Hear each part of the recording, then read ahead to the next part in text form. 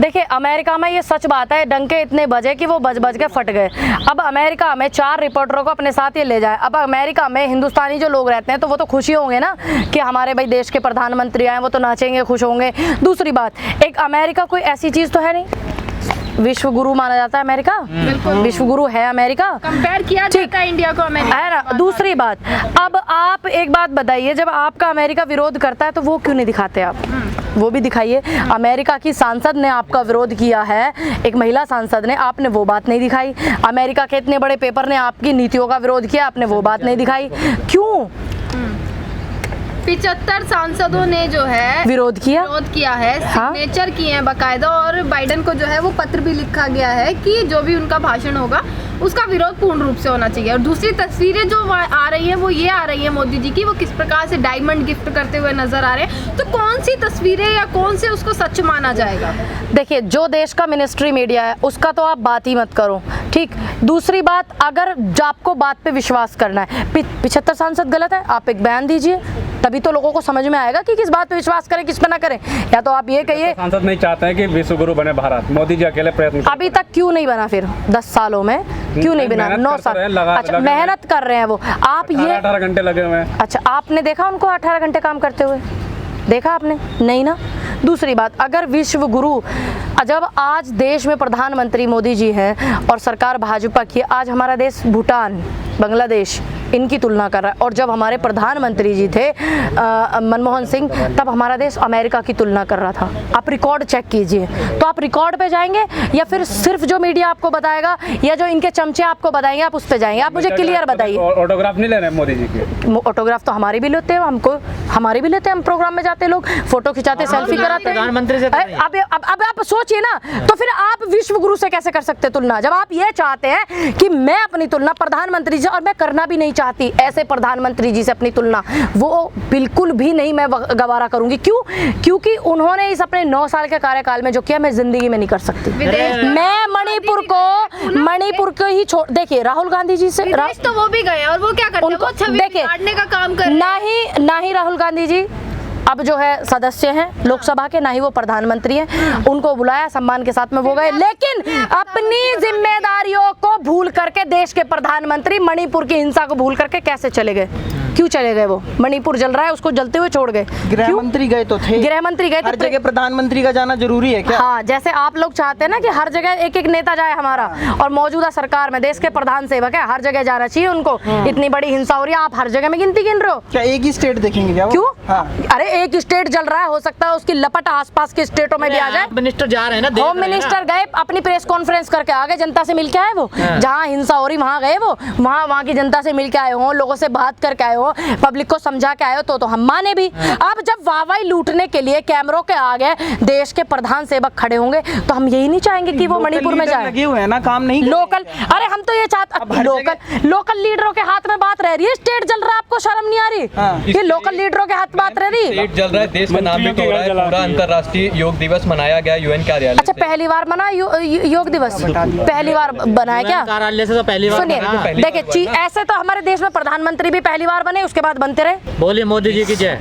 किस बात के लिए? महापुरुष हैं वो। मैं तो नहीं बोलूंगी, नहीं बोलूंगी। क्यों नहीं बोलूंगी? नहीं बोलूंगी, मेरा मन मेरी मर्जी, आप जबरदस्ती बुलवाएंगे? नहीं बोलूंगी। इतने अच्छे प्रधानमंत्री मैं जय लगाऊंगी अपने माता की, अपने पिता की, अपने इष्ट की, अपने ईश्वर की, अपने भगवान की। मैं जयकारे नहीं लगाती हूँ किसी के, ध्यान रखना आप। अरे भगवान है मोदी। नहीं, आपके लिए होंगे, आपके लिए होंगे, मेरे लिए नहीं है। मेरे लिए देश के प्रधानमंत्री हैं, संवैधानिक पद पे बैठे हुए हैं और उम्र में बड़े हैं, इसलिए मैं उनका सम्मान करती हूँ। देश की काया पलट कर दी उन्होंने, देखिए। यूएनओ में योग किया है। अच्छा, अब से पहले योग ना हुए क्या? हाँ, कभी नहीं हुआ। अच्छा, अब से अरे चीजें होती रहती हैं, देश के पहली बार प्रधानमंत्री बने, फिर दूसरी बार बने, होती रहती चीजें। योग दिया मोदी जी ने 9 साल में। क्यों? 2014 से पहले देश में योग नहीं होता था?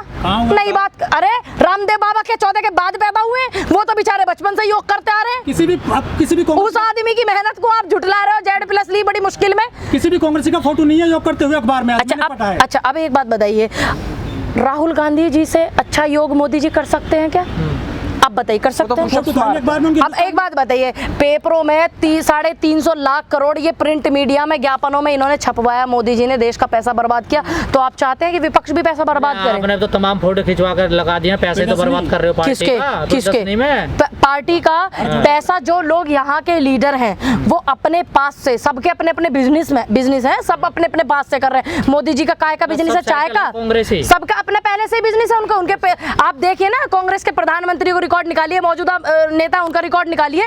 अब देश के प्रधानमंत्री जी का काय का बिजनेस, चाय का। राहुल गांधी जी काय का बिजनेस है? काम किया तो दुनिया को पता, राहुल गांधी जी के पास प्रॉपर्टी भी नहीं है, उन्होंने कुछ बनाया कहाँ है अपने लिए? उनके नेहरू जी ने नहीं बनाया, मोतीलाल नेहरू ने नहीं बनाया, इंदिरा जी ने नहीं बनाया घर, राजीव जी ने घर नहीं बनाया, और राहुल जी ने भी घर नहीं बनाया। आप दिखाइए ना कहाँ भ्रष्टाचार किया उन्होंने। नेहरू म्यूजियम छिन गया आपसे। कोई बात नहीं, देखिए नेहरू म्यूजियम कोई ऐसी चीज नहीं थी, वो एक हमारी संभाल करके रखने वाली चीज थी। अब इनकी निगाह इन चीजों पर भी है, तो ऐसे बेईमान गिद्ध की निगाह रखने वाले लोगों को आप क्या कहोगे? आपका एकाधिकार था हाँ? उस म्यूजियम पर? नहीं, सबका है। सबका नाम अब गांधी म्यूजियम है तो क्या अकेले मेरा ही अधिकार है? आपने सबका कहा है। कि नेहरू जी ने और राजीव जी सबने, किसी ने घर नहीं बनाया, वो यहाँ की संसद का अपना अधिकार समझते तभी तो घर नहीं बनाया। देखिए उनका उनका अधिकार था, फिर उनको जनता ने बार बार सांसद बनाया। लेकिन इन्होंने मुझसे कहा कि अच्छा सारे नेता सेटल है, तो मैंने उनको की बात का जवाब दिया कि भ्रष्टाचार के मामले में क्या राहुल गांधी जी पे है भ्रष्टाचार का? नहीं है, साबित भी नहीं कर पा रहे। मोदी जी पे भी तो ना नहीं उन्होंने घर बनाया, ना कुछ बना। कोई बीजेपी का प्रवक्ता मानती हैं आप? भाई जी एक बात बताओ, बीजेपी के जितने प्रवक्ता हैं पूरे देश को पता है। धीरेन्द्र शास्त्री है नहीं है, आप मानते हैं? देखिए मैं सारे कांग्रेस यही कह रहे हैं। मैंने लीगल तो वो नहीं देखा तो है। राहुल गांधी को भी प्रवक्ता मानते हैं बीजेपी का? कौन? बीजेपी वाले हैं। अब बताइए, अब राहुल गांधी को भी वो बीजेपी का प्रवक्ता मानेंगे तो करोगे क्या आप? अब आप सोचिए उनकी मानसिकता, सोचिए। अब कांग्रेस के जनता के मुद्दे उठाने वाले कांग्रेस के बड़े लीडर को वो बीजेपी का प्रवक्ता बता रहे, तो मान लीजिए 24 में उनका दिमागी संतुलन खराब हो गया, इसलिए वो ऐसी हरकत कर रहे हैं। आपके गुरुजी को पता ही रेलगाड़ी का हादसा होने वाला, तो उन्होंने आखिर क्यों मरने दिया इतने लोगों को? देखिए आप ये सवाल उनसे करना जाके, उनसे पूछना, ये उनके अपने व्यक्तिगत विचार है। और मैंने आपको इतना बता दिया कि मेरे जो गुरु हैं वो नारायण है, ये मैंने आपको क्लियर कर दिया। अभी पहले आप इंटरव्यू कर रहे थे तब भी मेरी आस्था है, जाती हूँ मैं। हद बात कर रहे हैं, बागेश्वर सरकार में मेरी आस्था है, सीधी बात है। बागेश्वर धाम में मेरी आस्था है, और जितने भी हमारे सनातन संस्कृति के मंदिर हैं मेरी सब में आस्था है। मैं सम्मान सभी धर्मों का और पंथों का करती हूँ, सभी मजहबों का सम्मान करती हूँ, लेकिन आस्था मेरी सनातन में। धर्मों का तो आप सम्मान करती हैं, अंधविश्वास का भी सम्मान करती हैं? मैं तो नहीं करती अंधविश्वास का, मैं क्यों करूँगी? आप मानती हैं उनमें चमत्कार है नहीं है? देखिए मैंने वहाँ पर जाकर के ऐसे ये सब बात नहीं की है, मैं मंदिर गई, दर्शन किए और प्रणाम किया और आ गई। लगातार वायरल हो रहा है नरेंद्र मोदी जी को लेकर मणिपुर का। एक ही बंदा है। क्या प्रधानमंत्री को लेकर इस तरीके के पोस्टर्स लगाना सही है? मणिपुर की जनता है, उनको लग रहा है कि हमारे प्रधानमंत्री नहीं आए हैं, तो उनको यही लग रहा है ना कि वो गायब हो गए। अब आप जब गायब नहीं हुए हो तो आप आइए जनता से मिलिए। 56 इंच का सीना है उनका। अब आपका 56 इंच का सीना वो कहाँ गया? मणिपुर की जनता आपको बुला रही है और आप अमेरिका की 21 तोपों की सलामी लेने पहुंच गए। तो आपको प्रॉब्लम किससे? वो अमेरिका चले गए, इस चीज से दिक्कत है? इस चीज से दिक्कत है कि मणिपुर को हिंसा के दौर में झुलसता हुआ छोड़ करके 8,000 करोड़ के प्लेन में बैठ के चले गए। छोड़े तो है, इससे पहले भी हमने यही सवाल। देखिए प्रेस कॉन्फ्रेंस नहीं लगे हुए, अरे उनके नेताओं का खुद घर जला दिया, आपको नहीं पता है? बीजेपी के नेता के घर जले हैं 2 मंत्री, और आप मंत्रियों के 2, और आप कह रही हैं उन्होंने अपने नेता लगाए हुए हैं। मैडम अमृतकाल चल रहा है, अमृतकाल में लोग हिंसा फैलाते हैं, अमृतकाल में मणिपुर जल रहा है, अमृतकाल में कश्मीर भी जल रहा था पीछे है। तो ये अमृतकाल है। बागेश्वर धाम को जाना चाहिए वहाँ पर?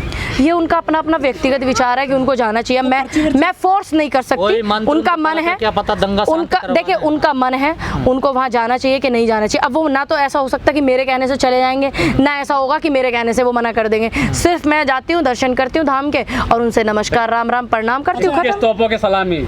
हाँ, गर्व की बात है कि मणिपुर आपका एक स्टेट जल रहा है और आप 21 तोपों की सलामी लेने अमेरिका पहुँच गए।